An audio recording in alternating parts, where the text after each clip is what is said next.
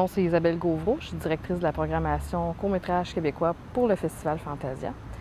C'était très imprévisible dans ma vie d'arriver là. Alors, j'ai toujours été intéressée par le cinéma.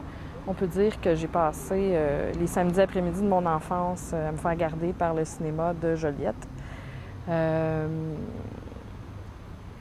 J'ai un bac en littérature, j'ai un certificat en sciences de l'éducation, ça n'a aucun rapport.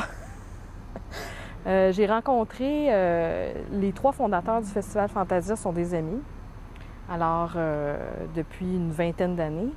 Quand Fantasia est arrivé, je quittais le Parisien où j'étais caissière, assistante gérante, alors ils m'ont demandé de venir les aider. J'ai travaillé sur le plancher comme gérante, gestion de la billetterie, du popcorn, de la salle qui débordait. Ensuite de ça, j'ai suivi d'autres chemins, mais finalement, il y a 4 ans, notre ami Éric Lavoie ne pouvait plus s'occuper des courts-métrages québécois à l'intérieur du festival parce qu'il y avait d'autres fonctions qui étaient très exigeantes. Fait que Pierre m'a demandé de m'occuper de ce volet-là. Je pense que c'est pas nécessairement une décision tant intellectuelle que, comment je dirais, d'intérêt plus affectif par rapport au court-métrage québécois. Je pense que Pierre avait confiance que j'étais capable d'avoir des bonnes relations avec les réalisateurs et les réalisatrices. La programmation, on l'a fait entre autres ensemble. C'est un projet qu'on partage puis qui nous tient à cœur. Puis pour ce qui est de la gestion, d'accueillir les gens pendant le Fantastic Weekend, de faire ça convivial, accueillant, je pense que c'était là que son choix se situait. Au niveau du choix des genres pour le court-métrage québécois, on ne voulait pas limiter la palette aux films de genre. On voulait que le film de genre soit considéré au même titre que les films plus d'auteur ou plus intellectuels. Fait qu'on s'est entendu assez rapidement que notre critère, c'était le divertissement, mais dans un sens extrêmement large. C'est-à-dire, oui, ça peut être drôle, mais pour nous, un film qui va rejoindre les gens émotivement, un drame qui va être punché, ça fait partie du divertissement.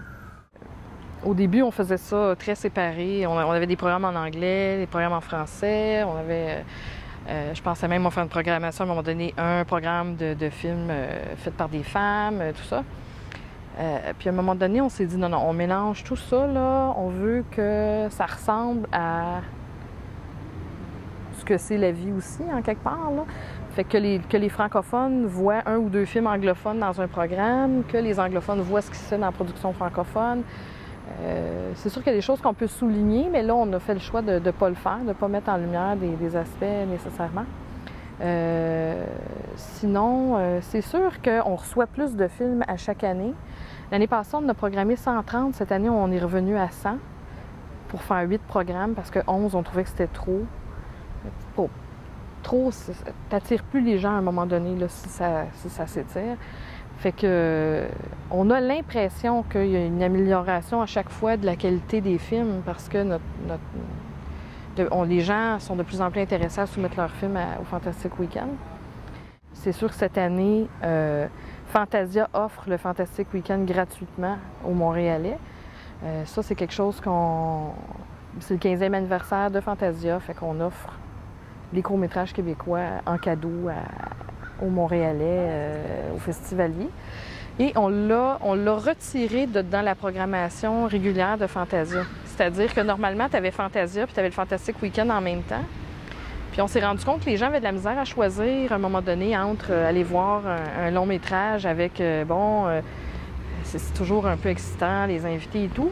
Pas que c'est pas excitant les courts-métrages, mais c'était des choix durs à faire. Puis on a vu beaucoup de gens qui étaient déchirés, dont les réalisateurs eux-mêmes qui venaient présenter leurs films, qui sont tellement heureux d'avoir leur passe. J'ai compris. Fait que c'est ça, on a retiré le Fantastic Weekend puis on l'a mis après, tout de suite après Fantasia. Fait que Fantasia se termine le 4. Le Fantastic Weekend commence le 5. Alors, ça permet à tout le monde de venir. Ça permet, j'espère, aux festivaliers de se donner l'occasion de venir voir les programmes de court-métrage. On le sait qu'ils aimeraient ça, là, c'est garanti. Mais quand tu as des choix à faire, c'est peut-être plus difficile, là.